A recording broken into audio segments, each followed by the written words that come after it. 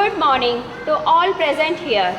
Today we all teachers and students are going to perform a play on Eklavya's loyalty. Eklavya आदिवासियों के मुखिया का बेटा था जो हस्तिनापुर साम्राज्य के जंगल में रहता था। वह बहुत सुंदर और सबका चहीता था।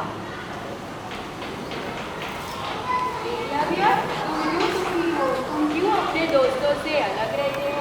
क्या तुम्हारी रुचि शिकार करने में नहीं है? पिताजी, मैं एक महान योद्धा बनना चाहता हूँ। मैं गुरु द्रोणाचार्य का शिष्य बनना चाहता हूँ। द्रोणाचार्य? जी पिताजी। उनका गुरुकुल तो केवल राजकुमारों के लिए है। मैं जानता हूँ पिताजी कि हम शूद्र हैं, लेकिन मैं एक महान योद्धा बनना चाहता हूँ, न केवल शिकारी। कृपया मुझे अनुमति दीजिए। तुम जो काम करने जा रहे हो वो असंभव है, फिर भी मेरा आशीर्वाद तुम्हारे साथ है। तुम जा सकते हो। जी पिताजी। एकलव्य गुरुकुल पहुंच गए। प्रणाम गुरुदेव। कौन हो तुम पुत्र? मैं एकलव्य हूँ। मैं एक शूद्र बालक हूँ। मैं एक महान योद्धा बनना चाहता हूँ। कृपया मुझे आपकी शरण में ले लीजिए। एक शूद्र बालक मेरा शिष्य कभी नहीं बन सकता।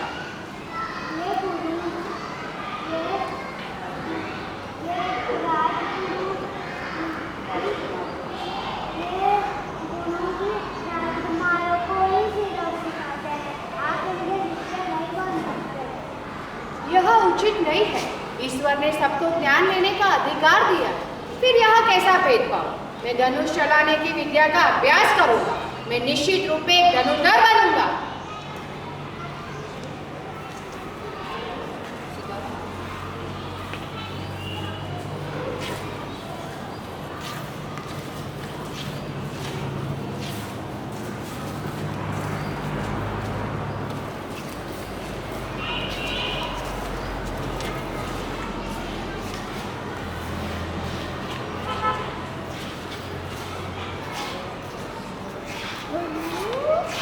एकलव्य ने मिट्टी से द्रोणाचार्य की मूर्ति बनाई। उन्होंने मूर्ति की पूजा की। प्रणाम गुरुदेव। मैं वास्तव में एक धनुर्धारी बनना चाहता हूँ। एकलव्य ने विश्वास और साहस के साथ धनुर्विद्या का अभ्यास किया और वह साधारण शिकारी से असाधारण धनुर्धारी में परिवर्तित हो गए। आज मैं आपको ध्यान केंद्रित करने की शिक्षा सिखाऊंगा। चलो जंगल चलते हैं। जैसे ही जंगल की ओर प्रस्थान किया, एक कुत्ता भौंकने लगा और एकलव्य ने उस कुत्ते को भौंकने से रोका। द्रोणाचार्य, राजकुमार और सभी आश्चर्यचकित रह गए। ये किसने किया? प्रणाम गुरुदेव। यह मैंने किया। ये धनुर्विद्या तुमने कहाँ से सीखी? आपसे गुरुदेव। मैं तुम्हें कैसे सिखा सकता हूँ? मैंने तो तुम्हें पहले कभी नहीं देखा। अच्छा याद आया, जब तुम 4 साल पहले मेरे गुरुकुल आए और मैंने तुम्हें शिक्षा देने से इनकार कर दिया था। वहाँ से जाने के बाद मैंने आपकी मूर्ति बनाई और अभ्यास शुरू किया। इनकार आपने किया था, आपकी मूर्ति ने नहीं। द्रोणाचार्य हस्तिनापुर में धनुर्विद्या में सबसे ज़्यादा निपुण केवल अर्जुन को ही बनाना चाहते थे, किसी और को नहीं। उन्होंने सोचा कुछ करना होगा। मेरी अनुमति के बिना ही तुम मेरे शिष्य बन गए। तुम्हें मुझे गुरुदक्षिणा देनी होगी। कहाँ है मेरी गुरुदक्षिणा? यह मेरे लिए गर्व की बात है कि आपने मुझे गुरुदक्षिणा के लायक समझा। एक बार फिर सोचो, मैं कुछ भी मांग सकता हूँ। मैं विश्वसनीय हूँ। मैं कभी इनकार नहीं करूँगा। एकलव्य ने चाकू लिया और अपने दाहिने हाथ का अंगूठा काट दिया और गुरु द्रोणाचार्य के चरणों में अर्पित कर दिया।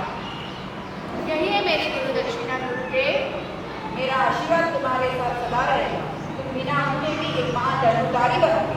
तुम्हें सदा याद किया जाएगा। इस कहानी से हमें यह सीख मिलती है, हमें सदैव गुरुओं का आदर करना चाहिए, क्योंकि वे ही हमारे जीवन के मार्गदर्शन होते हैं।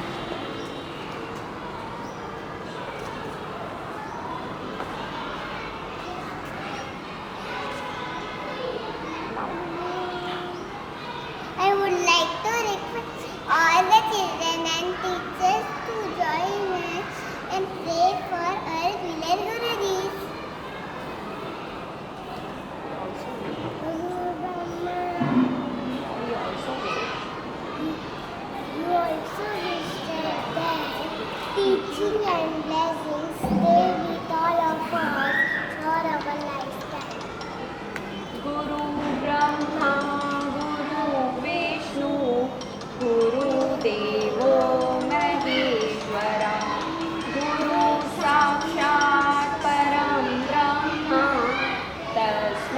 श्री गुरुवे